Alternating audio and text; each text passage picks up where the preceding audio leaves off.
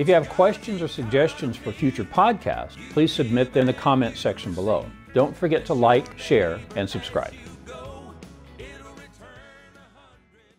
The economic effects of illegal immigration.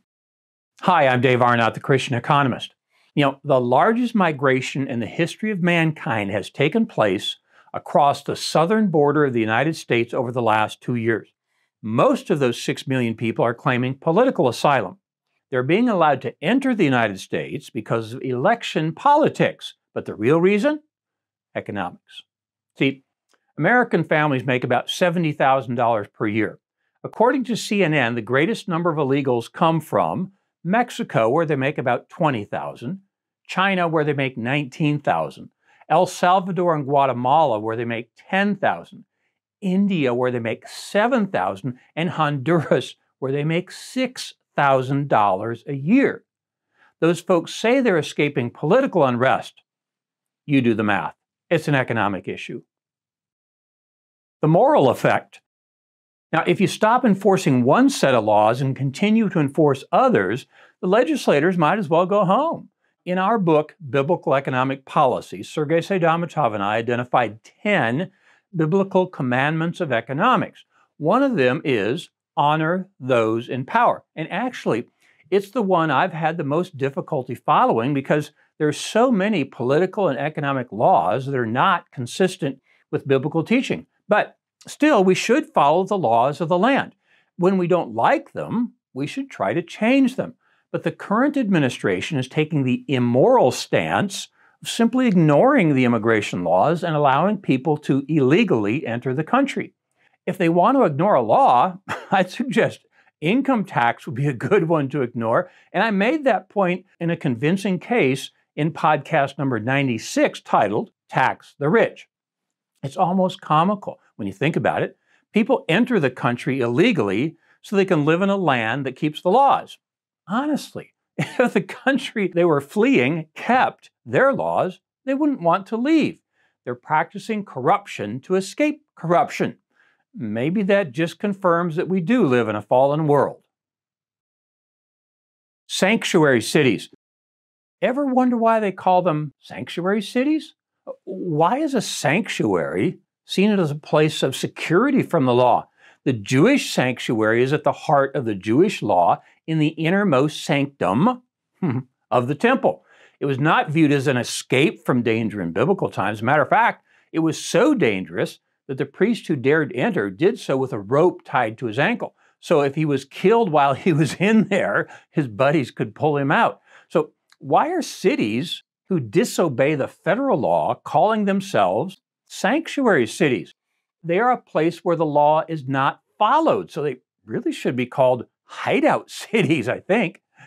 Podcast number 131, titled Abraham and Wealth Migration, makes the case that people are migrating within the United States to move from states with low economic growth like California, New York, and Illinois. And they're moving to states with higher economic growth like Texas and Florida. The same thing is happening across the southern border of the United States. People are moving from non-prosperous countries to the more prosperous United States. Lower labor costs. Yeah, it is true that the more of something you produce, the less each one is worth. And that's true of low-cost labor, the supply of which is being increased with illegal immigration. That's probably where the U.S. Chamber of Commerce enters the picture as a proponent. But that's very short-sighted economic thinking because, as I often say in my Dallas Baptist University classroom, on the other hand, and on this hand, you find that lower labor costs don't improve the overall economy. It's like this. When you were choosing your teammates to play sandlot baseball as a kid, you chose the best players first, right? Well, you're practicing good economics. That's what we should do as a country also. An engineer who's paid $200,000 makes a greater economic contribution to your community than a fast food worker who makes $15 an hour. Pay is a simple economic measure of how much value a person is creating. We have a relatively free market in the United States, and that's where everyone gets to vote on the pay of the providers of products and services. If fast food workers produce more value, they would be making $200,000 a year, and engineers would be making $15 an hour. Yeah, I don't set those rules. You do. By voting with your dollars every time you buy something. Yeah, it's pretty simple. But that doesn't mean politicians can figure it out. I earned my last degree from the University of Texas at Arlington and graduated with hundreds of PhDs in engineering who were forced to leave the U.S. after graduation because they only had study visas. That's so absurd. We forced them to go back to their home countries, mostly India and China, and enrich those countries instead of staying here to enrich the United States. If you think China is a military threat, then the policy is even more absurd. We're sending people home to make our opponents richer. For all nations. Pilgrim Chapel at Dallas Baptist University is held up by 6 large beams that cross the ceiling. Scriptures are written on all 6. The very first one is from Matthew 21, and it's just after Jesus throws over the tables of the money changers in the temple. And then he declares, "My house shall be a house of prayer for all nations." Now, we can take from that statement that nations are endorsed by Jesus. People were crossing national borders to make the required sacrifice at the temple. They had to make 2 transactions. First, from their national currency to the temple currency, and then they had to buy a sacrifice. One of the most fascinating little books I've seen recently is by Jerry Boyer, and it's titled "The Maker versus the Takers." Now, he points out that in the Gospel of John, there's more criticism for the dove sellers than there is in the other Gospels, because their wares were being sold to the poor. Now, I'll comment more on Mr. Boyer's very good book in an upcoming podcast. Back to my point. This would have been the perfect opportunity for Jesus to complain about the existence of nations, but he didn't complain. There are many other scriptures that support nations and borders. I won't take time to recite them today because I made that case in podcast number 77 titled "A Country Without Borders." Another economic fact, killing off young workers decimates the U.S. economy, and the fentanyl coming across the southern border has killed over 100,000 Americans per year in the last few years. So for context, I'll point out that less than 60,000 Americans were killed during the entire years of the Vietnam War. Another point, Customs and Border Protection data says that 16 people on the terrorist watch list were arrested just in April. Now, that's more than all 4 years between 2017 and 2020 combined. That was just in the month of April. 98 have been arrested in the last 2 years.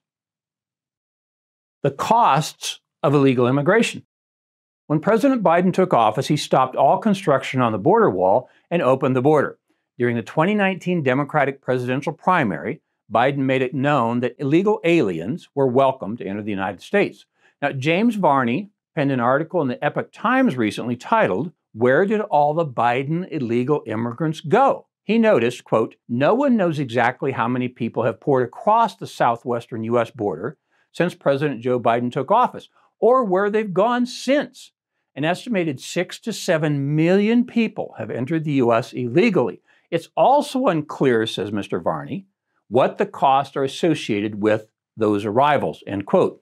Maybe the best summary is by the Federation for American Immigration Reform, who goes by the acronym FAIR. They estimate that after accounting for taxes paid by those undocumented migrants, they cost taxpayers over, are you ready for this? $150 billion every year. That's what it costs. So, like to say, on the other hand, what are we buying with that $150 billion? Well, moral decay from the laws that I mentioned earlier, a worse economy, as pointed out in my section on labor costs, more fentanyl deaths, and more terrorists. Makes you think the conspiracy guys who accuse the Democrats of trying to allow immigrants who will vote for them might be right? What other conclusion could there be? There's no other economic answer. Country economic measures are usually expressed in comparative advantage. That means, how well does the country use legal maxims, technology, labor, and other resources in the production of goods and services. As I pointed out, illegal immigration degrades the comparative advantage of the United States on almost all those measures. In an article titled "Biden Administration's Immigration Policy Pleases Beijing," written in the Epoch Times, writer Stu Sirk observes, quote, "Whatever weakens the United States directly benefits the Chinese regime as it seeks to replace America as the world's superpower. Chinese leader Xi Jinping and his generals must be smiling as they watch the United States willingly diminish its own national security and erode deterrence against future Chinese aggression," end quote. In politics, you often hear the phrase, "follow the money." In economics, we say, "understand self-interest." Illegals are claiming asylum, but they're crossing the border as a vote-buying scheme for the Democrats and for a better economic life in the United States for those who cross the border. I'm Dave Arnott, the Christian Economist. Fear God, tell the truth, earn a profit. See you next time. For more information, please visit us online at davearnott.com. If you have questions or suggestions for future podcasts, please submit them in the comment section below. Don't forget to like, share, and subscribe.